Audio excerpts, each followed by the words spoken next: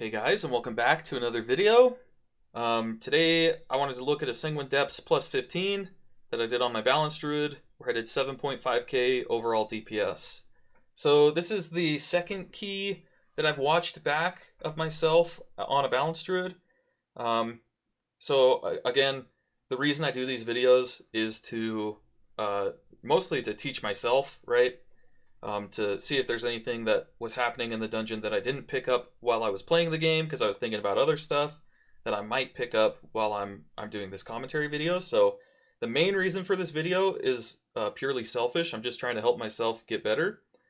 But also, if anyone else wants to learn, then hopefully I can point out some things that I did well that maybe you don't know, or I can point out some things that I did poorly that maybe you find yourself doing the same thing when you watch back your videos. So 7.5k overall feels pretty decent for me. In this dungeon in particular, I'm still not entirely sure how I should be playing like big AoE situations on this guy. Like for a Shadow Priest, it's very, very simple. You just spam Searing Nightmare pretty much. But on Balanced Druids, there's still a little bit of nuance that I'm not entirely optimal on. And you'll see in the first poll, I'll go ahead and hit play. You'll see in the first poll that like I hit Convoke while there's still like 15 targets or something. And I'm not sure at what point, like how many of those should I hit Moonfire on before I press Convoke. Also, this is pretty funny. I hit Celestial Alignment before the key goes in, but then nobody puts it in. And so I waste about 5 seconds of my Celestial Alignment just waiting for that. Nothing you can do about that though. In a pug like this, you're not going to be able to choose exactly when they put the key in. So you just go when the timer says 1 and hope that they put it in, right? So yeah, like right here, I'm going to put Moonfire on 2 things.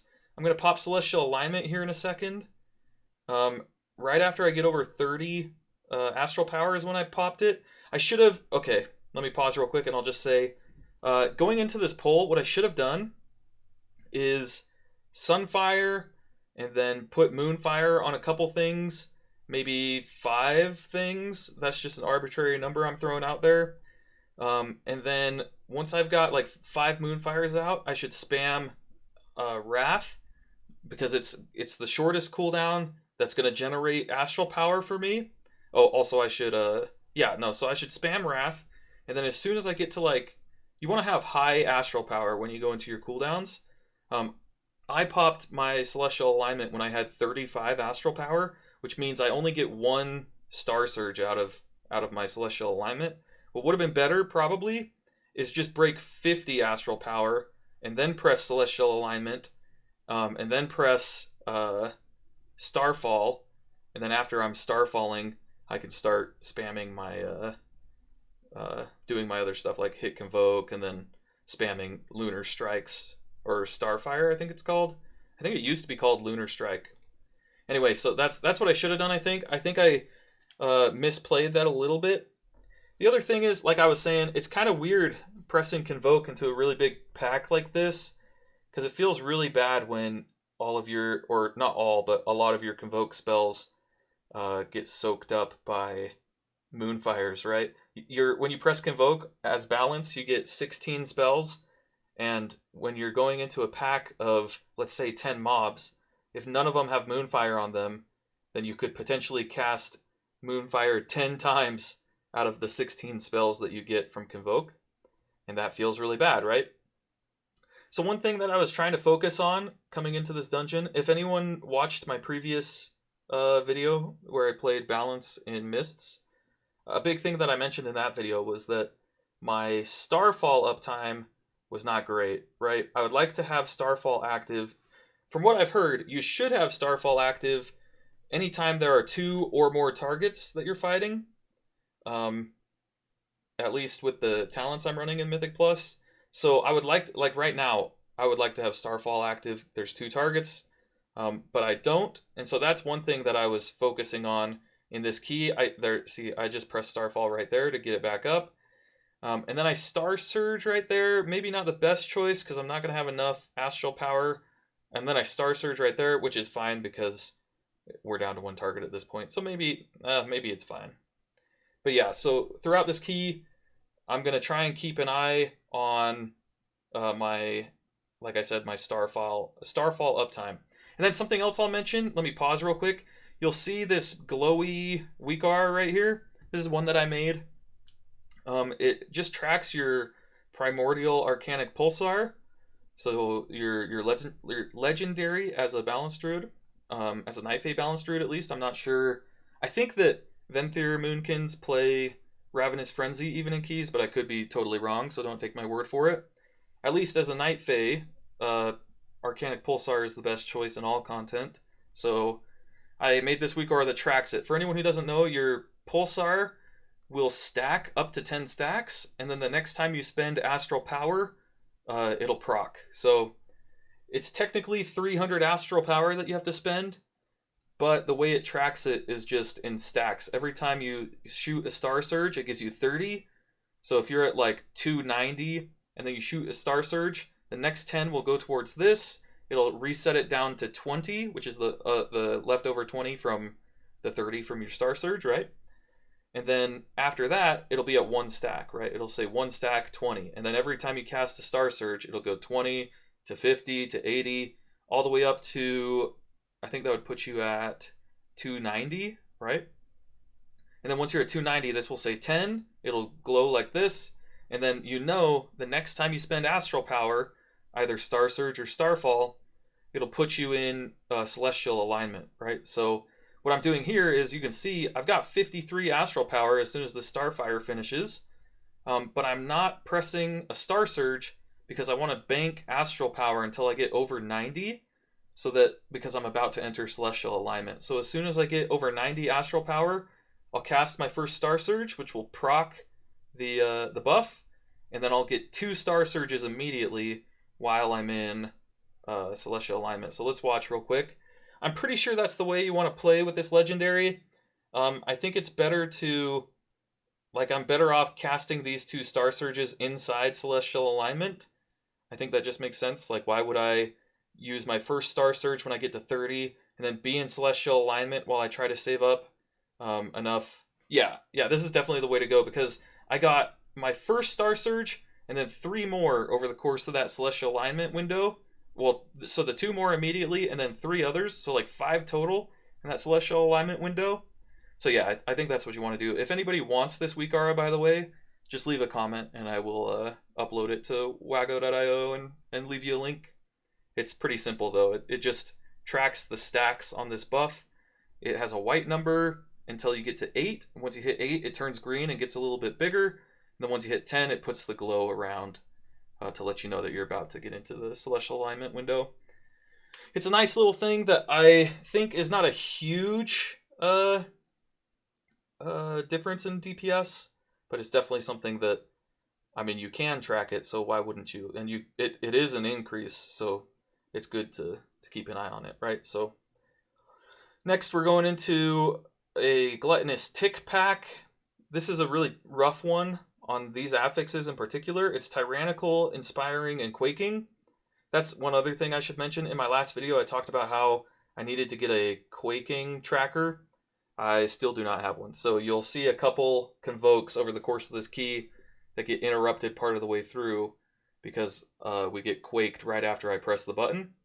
Right here I get into another Celestial Alignment window. I think it's fine to let that happen pretty much whenever, as long as you're not in a single target encounter. Like if you're doing big AoE like this, I think it's fine to get into Celestial Alignment anytime that you've got Starfall running or you're about to get Starfall running, and when stuff is stacked up, because your Starfall is going to benefit from that Celestial Alignment window. So you probably want to proc it and then press Starfall, but typically what happens is your Starfall will proc it and then you get the benefit, right? So you're not going to, in most cases, you're not going to press like a Star Surge to proc it and then start hitting Starfall. You'll probably just press your Starfall to proc it.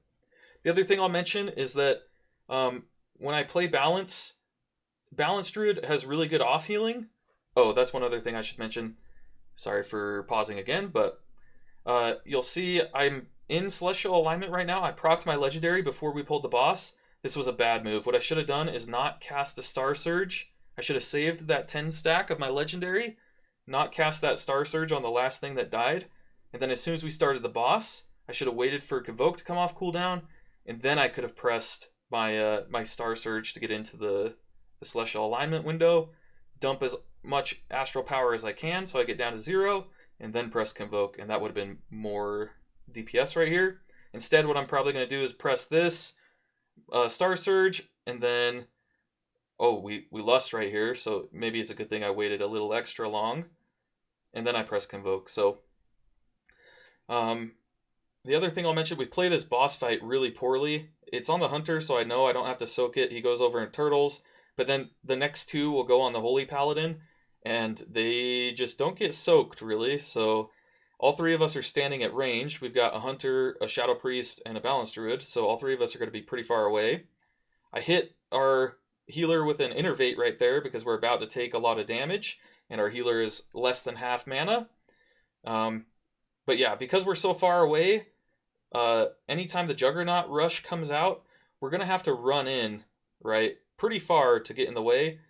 And it's fine if we're standing this far as long as the person who it's on can meet us halfway, right?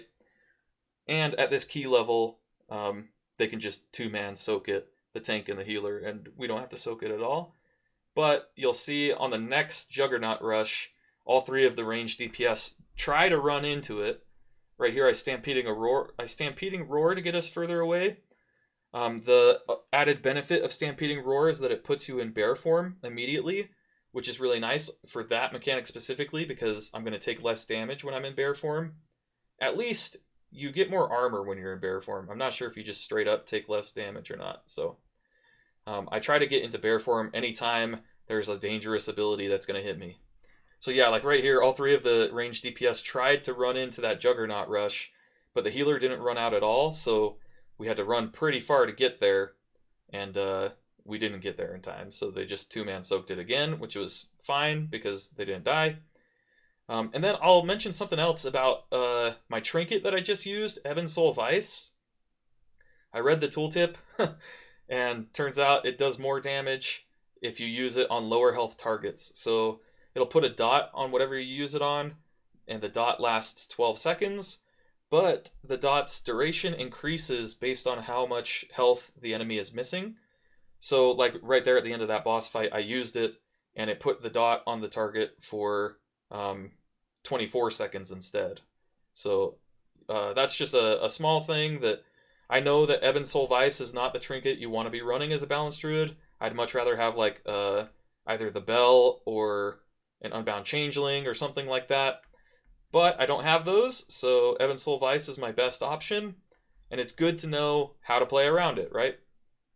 Right here I get silenced. You'll see that my frames turn purple anytime someone gets a curse on them that I can dispel, and I try to catch most of those throughout the course of this key, although I missed that one, and then one went on me that made it so that I couldn't. Then right there was kind of a weird Convoke. It hits a bunch of non-elite enemies, but at least I got every spell off, so that's good, I guess. I put both dots up, and then I cast a Star Surge. Oh, one other thing I'll mention. In my previous Boomkin video in the Mists of Tyr to Scythe, I said that anytime you're in a solar eclipse, you do like 30% more damage or something. That's not true. I misread the tooltip. So the way it works is when you get into a solar eclipse, your Wrath does 30% more damage, and it's got more astral power generation, and it's got a shorter cast time, I think.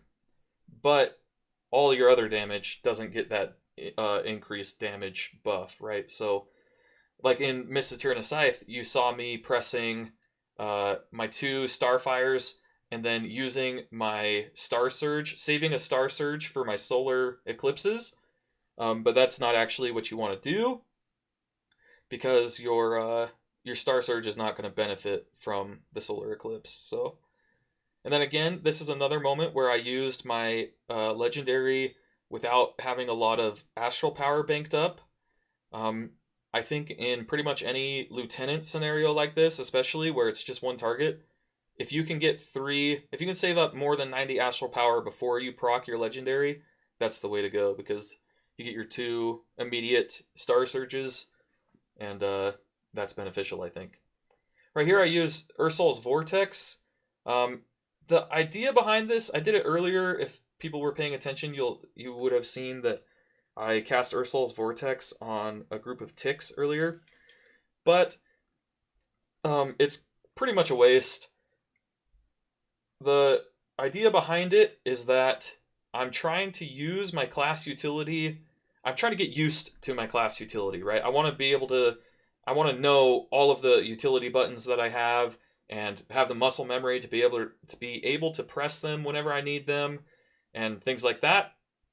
So while I'm getting used to the class, I'm going to be using like Ursol's Vortex, Heart of the Wild, um, what's the Wild Growth, Innervate, stuff like that, Stampeding Roar, any of those things that I can use, um, even if they're not, even if it's not like the perfectly ideal situation, just because when it comes to a raid, if I'm in the middle of a raid and my raid leader says, Nick Knock, press Stampeding Roar, I don't want to have any kind of questions, right? I want to be able to be like, oh yeah, I've pressed that button 100 times. I know exactly where it is. I'm ready to go. I don't want to be like, okay, wait, which one is Stampeding Roar? And I would like to build up the familiarity with the class to be able to press those buttons on my own um, in situations that are good for them, right? I want to be able to identify situations where it would be good and just press it without it having to be called, right? So in like Raid, for example, I want to get used to what Stampeding Roar does. Like the transform you into bear form thing is one of the small things that it does that I would like to get used to, right? So that if there's ever a situation where um, we need to move as a raid really quickly and I'm probably going to take damage, then I know I don't have to transfer into bear form and then press Stampeding Roar, because if I press Stampeding Roar, it'll just put me in bear form automatically, and that'll save me a global in raid. So little things like that I'm trying to get used to, and that's why you'll see like I innervate the healer at weird times. Like the healer can be 99% mana or something, and I'll still press innervate on them. Or I'll press like, yeah, Stampeding Roar when we're not really moving anywhere, or I'll press Ursol's Vortex when the tank isn't going to kite anything, that kind of thing.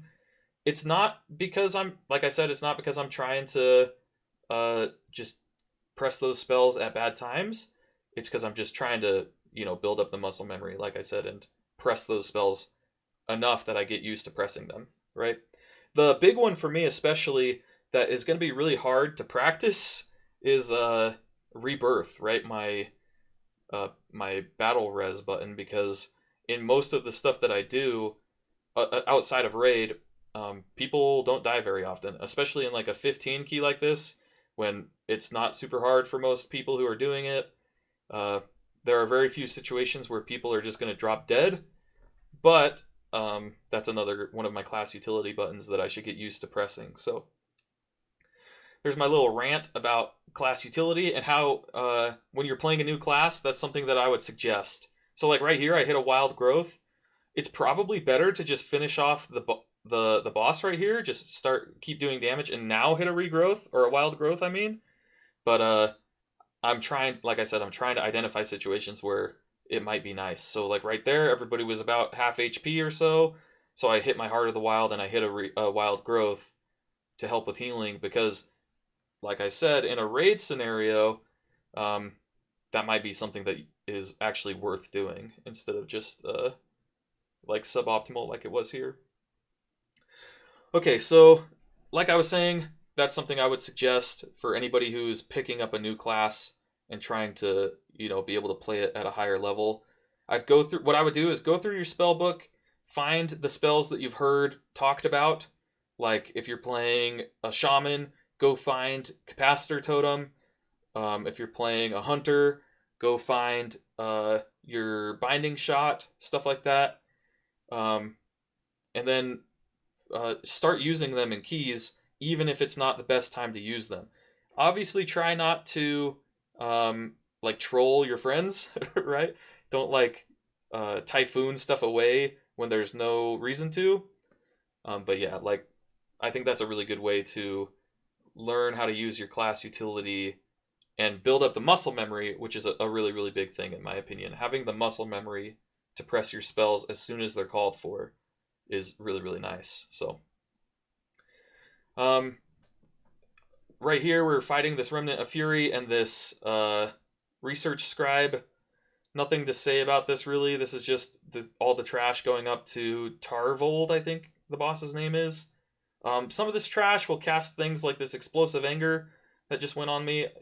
It's a curse, so you can dispel it immediately. You don't have to worry about like waiting for your healer to dispel it. That's just something that you can, instantly as soon as it hits you, you can dispel it, or you can, click on your friend and dispel it off of them. And it's definitely worth dispelling those Explosive Angers because, especially as you go higher in keys and key level, those will do quite a lot of damage. So you need to be careful about that. Right here, we have a situation where there's 4 targets stacked on top of each other. I let my Starfall drop there for a second, which is not great. But outside of that, I'm spamming some Starfires while those 4 things are stacked up. And then the other thing I want to keep an eye on as I'm playing my Balanced Druid in the future is that it's easy for me to think that this Starfall range is infinite. So anytime I'm in combat with stuff, I press Starfall and I'm like, okay, it doesn't matter how close it is, I'm going to be doing damage to it, but that's not true. Starfall has a range. It's that giant circle, right? So I need to keep that in mind because there was a mob back there that my Starfall wasn't hitting for a while because I was not paying enough attention. But then I moved forward once I noticed, and it was totally fine. So right here is another example of me holding onto my legendary. I should save until I get to 50. This Starfall will proc it, and then I'm getting my Celestial Alignment value for the Starfall, which is really nice. And then I should re-up those dots as late as I can during my Eclipse windows. And then I think that was pretty decent. I'm going to start using Starfire as a filler here. Starfire, I think, is your go-to anytime you're in a lunar eclipse, regardless of targets. I think it's your filler spell. So if I'm not in a lunar eclipse and I'm not in a solar eclipse, and there are less than 4 targets that are stacked on top of each other, I'm not going to be pressing Starfire as my filler spell. I'm going to be pressing Wrath. But then as soon as you hit 4 targets or more that are stacked on top of each other, that's when I'm going to start hitting my Starfires. So then here I proc my legendary again, pretty close to the end of that Celestial Alignment. It extended it looks like. And then right here we pull these Frenzied Ghouls through the door. So I'm not sure if that was my doing. Probably, I think. I had my Starfall running and I got really close to the door, so I'm guessing they pulled through on me. And this gets kind of sketchy, right? Because this boss is already pretty difficult. It's been nerfed some, so it's not as bad. But like that Castigate does a lot of damage, and the ad that it spawns does a lot of damage, and we're on Tyrannical. So you typically, unless you're like in the MDI or way above the key level, you typically don't want to pull trash onto this dude. But I just so happened to pull some through the wall, I think, which is not great. I end up doing like 12k DPS though to this boss, which is pretty good. Okay, now we've got 74% trash, which means we've got more than enough to head down. I start throwing some rejuvenations on people there. Again, just so that I can get used to doing it. I don't really care that it's not worth doing right there.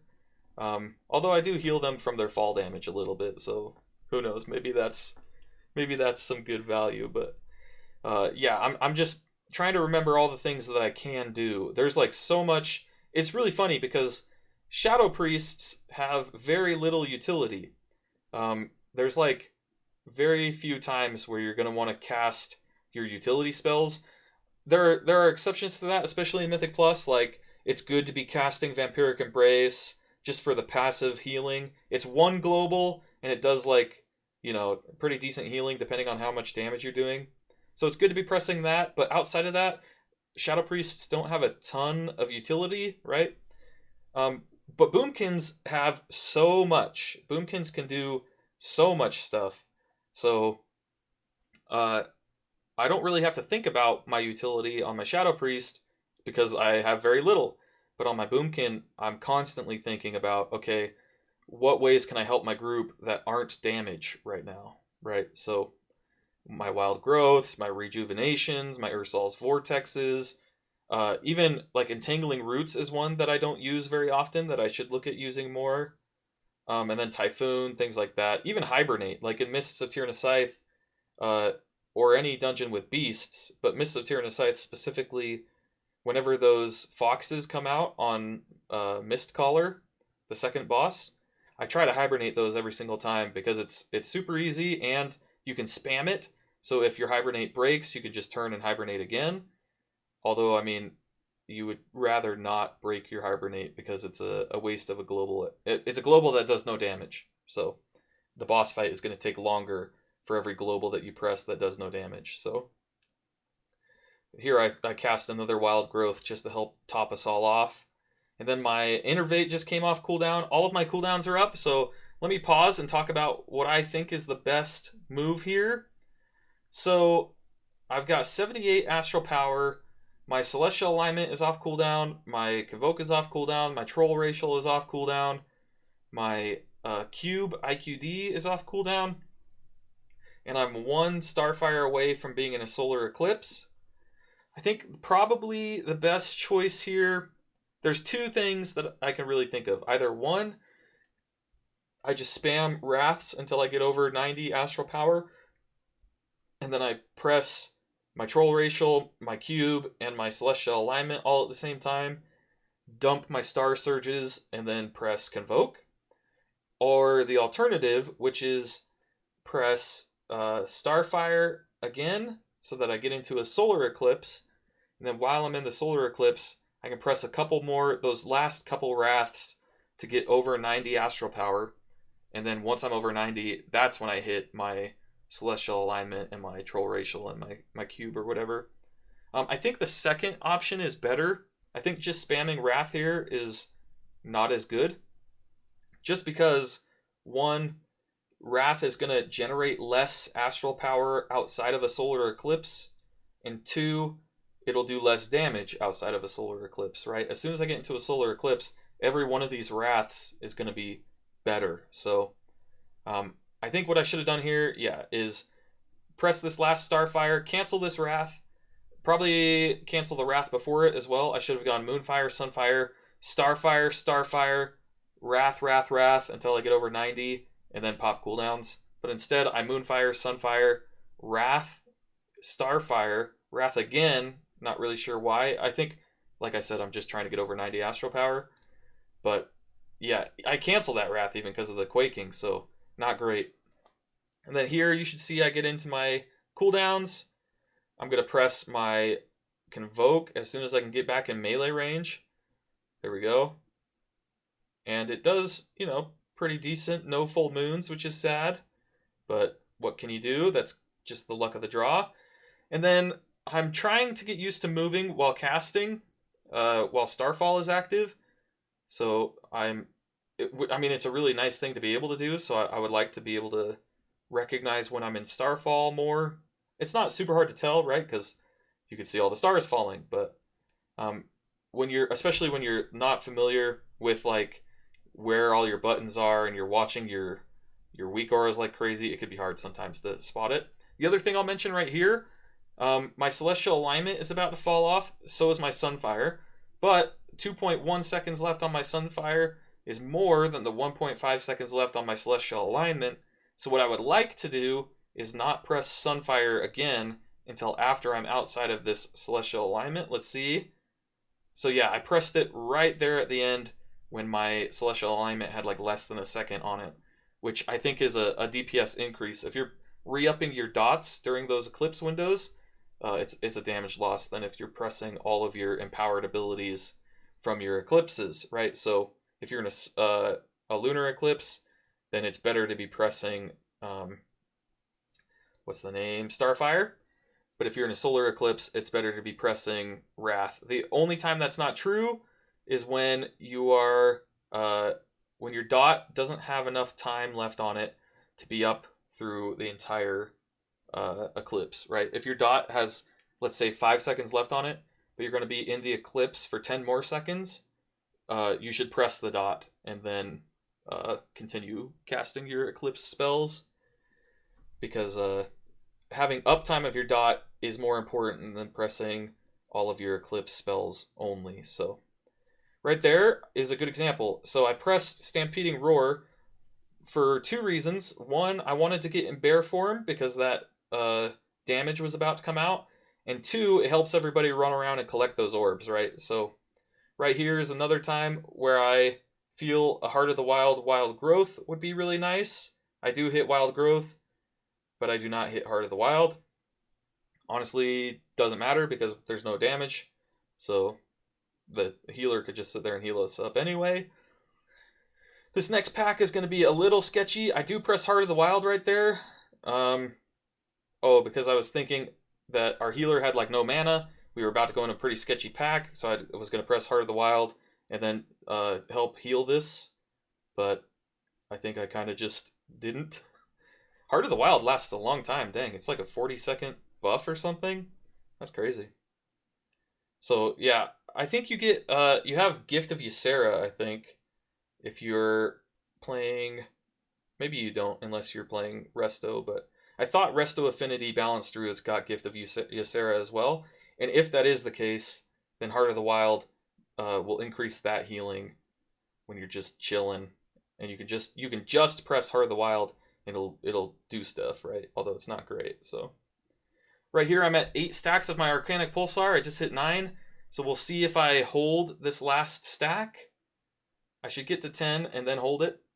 Actually, I should Starfall there. Oh, but that's something that I didn't realize. So I was at 9 stacks right there, but it was enough that when I hit Starfall, it put me up to over 300, right? So that won't always happen. If you are at 9 stacks and you are at, let's see, that would be 240. You can be at 240 astral power consumed by your Arcanic Pulsar and press, and it'll say 9 stacks, right? Or is that still 8 stacks? I think that's 8 stacks for sure, because the next one would put you at 270, which is 9 stacks, and then the next one would put you at 300, which would proc it, right? So yeah, so anytime this says 9, I should change this weak aura so that anytime it says 9, I know that the next Starfall is going to proc it. Anytime it says 10, a Star Surge will proc it, but like right now, if I press Starfall, it's going to proc my Celestial Alignment. So that's an oversight for me, and something I just realized. Like I was saying, yeah, anytime you're at 9 stacks, Starfall will put you in. So, yeah, that's just something that I need to update on the weak aura. So now we're moving through the Gauntlet. This is an area where I feel Balanced Druid could do really well. I try to press a Wild Growth there. This is kind of useless. Plus, we're all pretty far behind. I would really like to get my Starfall up ASAP. There we go. And then a Solar Beam in the middle of all this would be really nice. Like right now on one of those guys who casts. There we go. Just to help with interrupts. And then, yeah, I need to keep my Starfall up as much as possible, and then spam some Starfires. Now that we're down to 2 targets, I should not be pressing Starfire. I should be back to Wraths.